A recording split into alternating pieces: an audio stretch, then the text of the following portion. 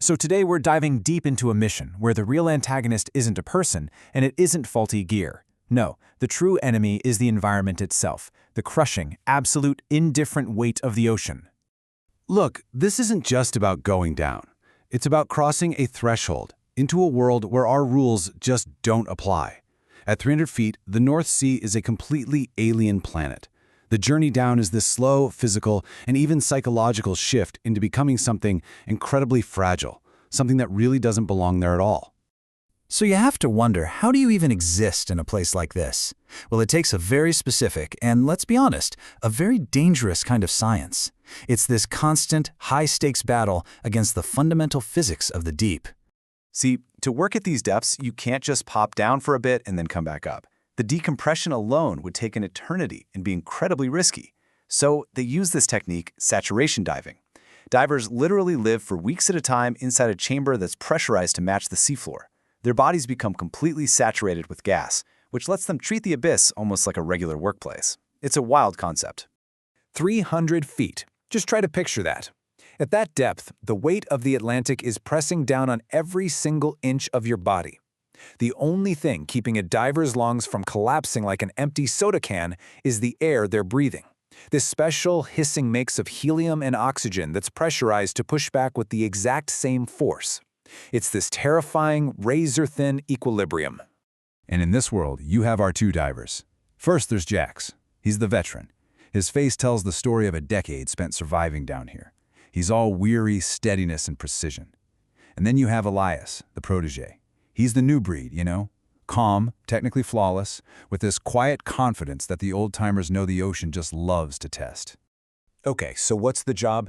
They have to retrieve the black box from the SS Valhalla. It's a freighter that went down in a trench with a pretty ominous name, the Devil's Throat. And it's known for its totally unpredictable currents and a seabed that's deep enough to just swallow a wreck whole.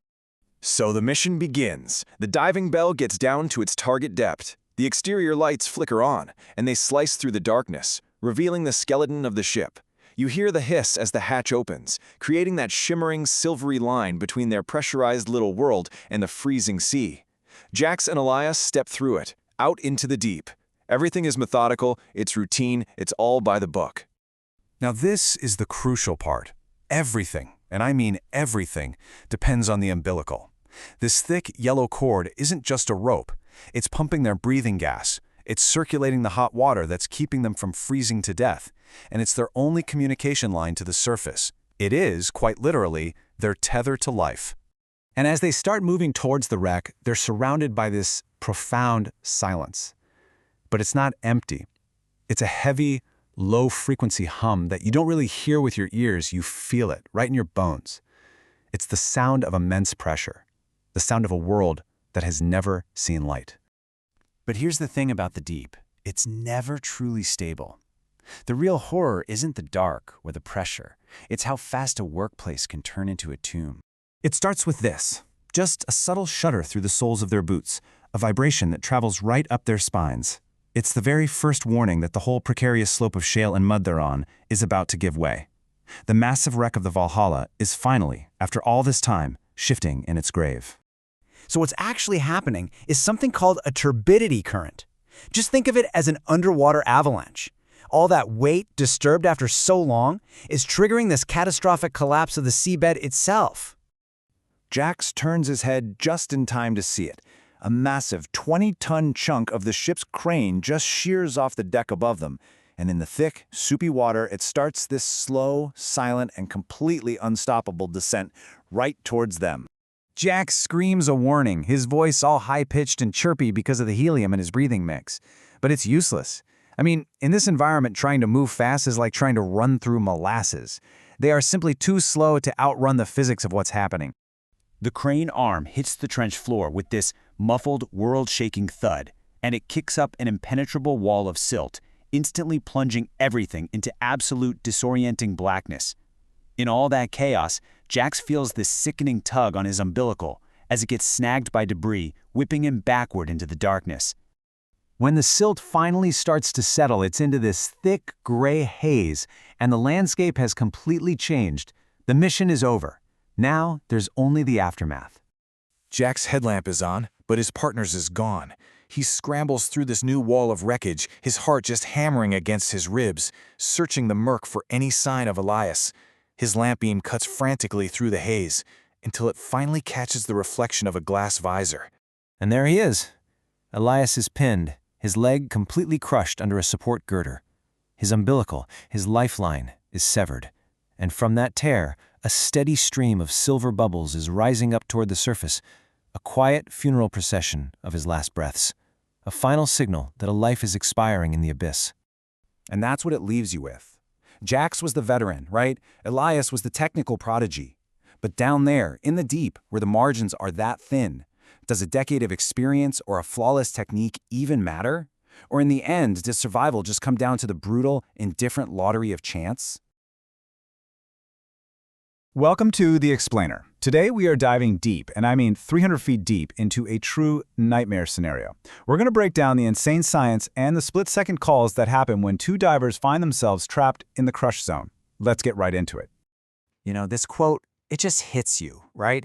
It's that moment after the chaos, after the roar of the collapse, when everything goes quiet.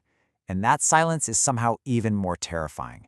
It's the sound of realizing you are completely, totally alone. All right, so let's paint the picture. You've got Jax. He's a saturation diver, which basically means his body is conditioned to live and work under insane pressure for weeks at a time. He's cutting through this black, murky water with just his helmet light, and then he sees it. It's a truly horrifying sight. His partner, Elias, is trapped, pinned under a massive steel beam. And just like that, the disaster has struck. The clock is ticking. Okay, we need to be really clear about what 300 feet actually means. This isn't just deep like the deep end of a pool. We're talking about a place that's basically another planet. The pressure is immense, the darkness is total, every single law of physics as you know it is twisted against you. Down here, the water itself is trying to kill you. And here is problem number one, and it is a big one. Elias is trapped by a 5-ton beam. Just think about that. 5 tons. And what's even worse, with every single second that passes, the immense pressure of the ocean is just grinding that beam deeper into the mud, tightening the trap. And right here, this is where that first ticking clock starts. Elias's main airline, which is pretty much his umbilical cord to the surface world, it's been severed. Clean cut. He's now breathing from this tiny emergency bailout tank, and he has just 6 minutes of air left. 6 minutes. And as if that's not bad enough, Jax's own airline is pinched, so he's only getting a tiny trickle of air himself. So in a situation like this, there's no time to think or debate options. You don't have any. You fall back on your training on protocol, and that protocol exists for one reason: the brutal reality of this job. It isn't about, should I stay or should I go? No. It's about, we fight this together or we die together, period. Oh, and you thought it couldn't get worse? Well, it does. Elias's helmet visor, it's cracked. And at this depth, the big danger isn't drowning. If that visor fails completely, what happens is something called a helmet squeeze. It's a violent implosion. The high pressure outside would instantly crush the low pressure space inside his helmet. It's nightmare fuel, plain and simple. But Jax has one hope, one tool, a single lifeline. It's called the Buddy Line. It's an emergency regulator, and it's designed for this exact terrible scenario. It lets him plug his own failing air supply directly into Elias's suit. They'd be literally linked, sharing the same fate. Sounds simple, right? Just plug it in? No way. Using this thing is like defusing a bomb. It takes absolute precision. Jax has to get Elias to exhale at just the right moment. He has to perfectly time a purge to blast the salt water out of the valve without damaging it. Then he has to get that clean click of connection. If he messes up any part of it, they both run out of air. The stakes could not be higher. So, click. The regulator is in. They've bought themselves a few seconds, maybe a minute. But that first clock, the oxygen clock, it's still ticking down. And now they have to deal with the second clock, the physics problem of that 5-ton beam. You know, your first instinct would be to just try and lift it, right? Use brute force. But down there, it's totally useless. The physics are all wrong. When Jax tries to push up on the beam, the water pressure is pushing him down. It's like trying to do a push-up in zero gravity while a giant is standing on your back. It just doesn't work. And then his light catches something. About 20 feet away, there's a hydraulic jack, a real solution. But to get it, he has to disconnect the buddy line. He has to cut Elias off from his only source of air. So he makes this absolutely desperate promise. It's a plea, really. Just hold on. Just try to imagine this. For 10 seconds, Elias is completely cut off. He's holding his breath, in the dark, with that cracked helmet. The only thing he can hear is probably his own heart pounding, and he can feel the immense weight of the ocean trying to get in. 10 seconds has to feel like an absolute eternity. Okay, so Jax is out there fighting physics, fighting the environment, but now something else is happening. A new enemy is emerging, and this one is inside his own body. The very gas mix that's keeping him alive is starting to poison his nervous system. It's a condition called high-pressure nervous syndrome, HPNS for short. Basically, the insane pressure at that depth starts to squeeze a diver's nervous system. Their neurons start firing erratically. Imagine your brain and body, your most essential tools, suddenly becoming completely unreliable right when you need them most. So while Jax is trying to manhandle this heavy, greasy hydraulic jack, his hands start shaking uncontrollably. They call it the trembles. His vision starts to break apart into weird patterns. So he's not just fighting the jack, he's fighting his own body just to do this one simple thing that will save his partner. And with this last monumental push, Jax gets the jack working. You hear this groan, this shriek of metal, and the beam lifts. It's just enough for Elias to scramble free. And for a second, it's this incredible moment of triumph, of victory. But don't celebrate just yet. Their ordeal is nowhere near over. You see, getting out from under the beam wasn't the end of the problem. It was just the end of that problem. Now they're facing a whole new set of cascading failures. They are still 300 feet down. They're still sharing one single failing airline. They're buried under a mountain of unstable debris. And, maybe worst of all, they have no idea where the diving bell, their only way out, even is. So yeah, they're free from that immediate crush zone, but they've just traded one trap for another. This new one is made of darkness, failing tech, and the crushing, relentless weight of the ocean.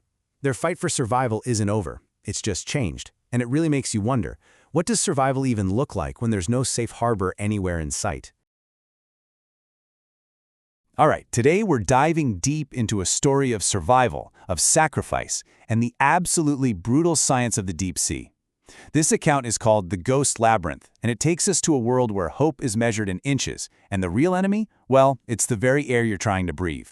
So this is where it all starts, 304 feet down. To put that in perspective, that's like a 30-story building, but underwater. The pressure is crushing. The darkness is absolute, and there is zero room for error.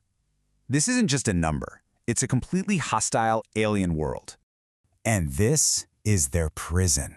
A massive underwater landslide slams into the wreck of the SS Valhalla, and just like that, two divers, Jax and Elias, are trapped inside. Their way out? It's buried under 40 feet of mud and rock. Their lifelines to the surface? They're gone. Now, you might think the first problem is the tons of rock blocking their exit, right? But it's actually something much closer.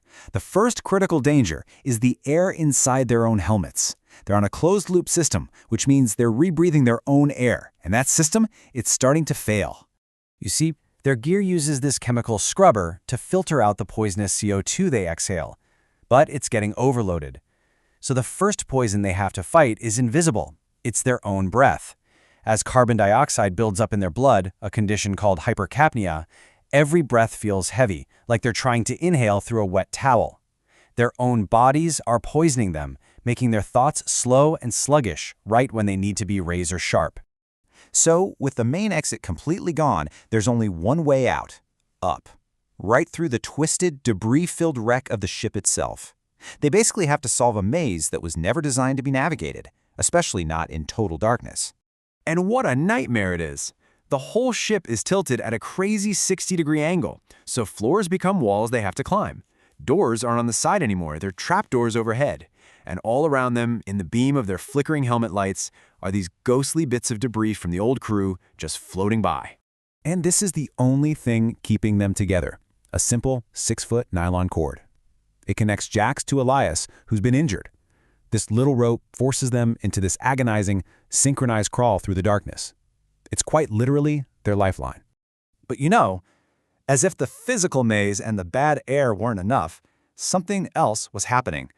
The immense pressure of the deep was starting to wage war on their minds. And this is where the real horror begins. Elias, the diver with the injured leg, starts seeing things. He looks over at a tangled mess of old electrical wires, and to him, they're beautiful, glowing eels. He feels this strange sense of peace. He doesn't want to leave. He wants to stay right there. So what's happening? This isn't just exhaustion or panic. It's a very real condition called nitrogen narcosis. At these insane pressures, the nitrogen in their air mix starts to affect the brain, kind of like an anesthetic. They call it the rapture of the deep because it creates this dangerous feeling of euphoria, of peace. It's so dangerous because it can make a diver forget where they are, forget their training, even take the breathing regulator right out of their own mouth. So just think about this.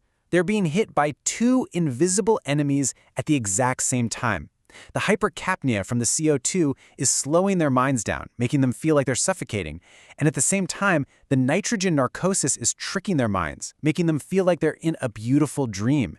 And Jax is fighting off his own symptoms while desperately trying to keep Elias grounded. This is Jax, right here, trying to be an anchor in the storm. He's desperately trying to pull his partner back to reality because he knows if Elias gives in to that rapture, they are both as good as dead. All that matters is pushing forward, just for the next brutal 10 feet. Finally, after what must have felt like an eternity, they reach a new landmark, the engine room. It's this vast, dark chamber, and way up, 30 feet above them, is a ventilation shaft. It's their last, most desperate hope for escape. I mean, just picture this place. It's a cavernous cathedral of rusted machinery, hanging over a pit of what looks like just bottomless black water. And that ventilation shaft, it's just a tiny square of hope that seems impossibly far away in this giant tomb of steel. So Jax comes up with this plan, and it's a total Hail Mary. With his lungs on fire from CO2 and his mind fighting off the narcosis, he is going to try and boost his injured partner 30 feet straight up onto his shoulders and into that opening. It's an absolutely superhuman feat of strength. But here's the twist. Here is the detail that changes everything. Jax has been keeping a secret from Elias. His own suit was torn in the landslide. Freezing seawater has been slowly filling his boots this entire time, draining his body heat, turning his legs numb. He knows he's running on borrowed time, which makes this sacrifice just that much greater. And this is the moment. Pushing with legs that feel like blocks of ice, fueled by sheer will, Jax heaves. It's a primal scream of effort that is just swallowed by the water. And it works. Elias's fingers just barely catch the edge of the shaft, and he scrambles up and out of sight. Jax is alone now. He's in the engine room, his helmet light flickering, waiting. Just waiting for Elias to drop that emergency line. But the sound he hears next, it's not the sound of rescue. And this is the crucial question, isn't it? After all that pain, all that sacrifice, was that ventilation shaft actually a path to salvation? The answer is just devastating. It wasn't an escape route. It was a conduit. It was a funnel for the next wave of the landslide. The very thing they thought was their way out was about to become the instrument of their doom. As a torrent of mud and shales starts pouring from that shaft, burying everything, Jax screams his final words. He tells Elias to go to save himself. It's his last, selfless act as the engine room disappears around him. And then his battery finally gives out. Total, absolute darkness. And then, nothing. A silence the source material describes as being thicker than the water, heavier than the ship. The struggle is finally over. And so we're left with this question, one that really sticks with you. It makes you wonder, what is the real weight of a choice that you have to make when all the lights go out? What does a sacrifice like that truly cost? Today, we are diving into one of the most incredible true stories of survival I've ever come across.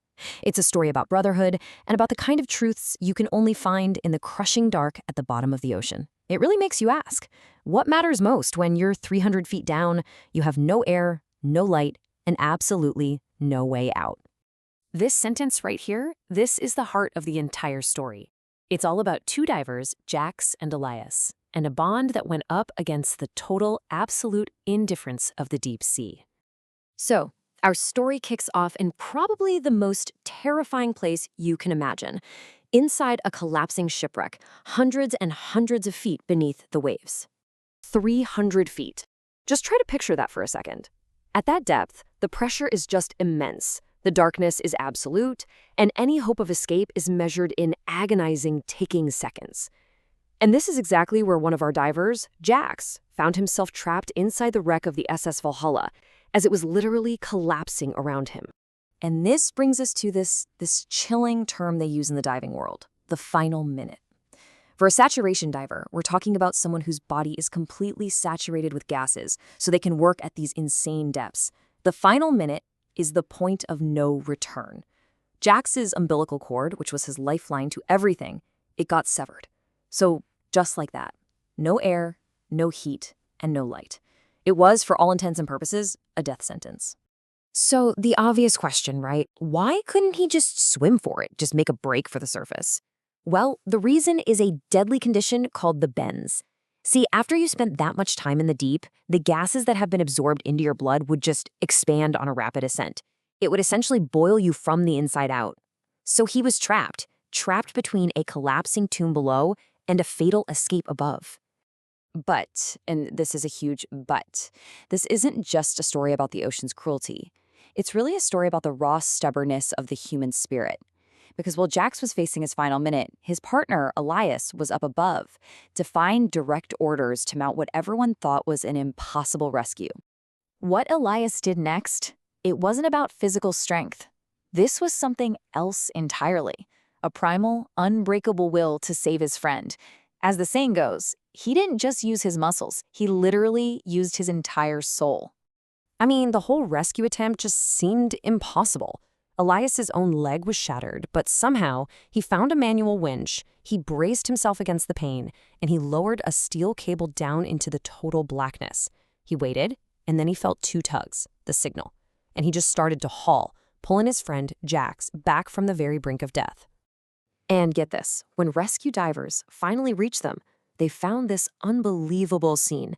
Ilias, barely conscious but alive, had a grip on Jax's harness that was so tight they had to physically pry his hand open with a crowbar. I mean, that grip, that says more than words ever could about their bond. But you know, being pulled from that wreck, that wasn't the end of their ordeal. Not by a long shot. In fact, it was just the beginning of a whole different kind of torture. The long, slow, agonizing journey back to the world of normal pressure.